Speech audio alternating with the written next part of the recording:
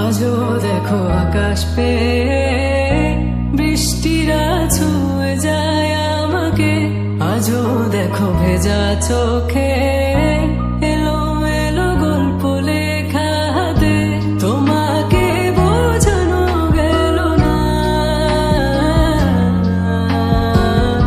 তোমাকে শোনানো গেল না।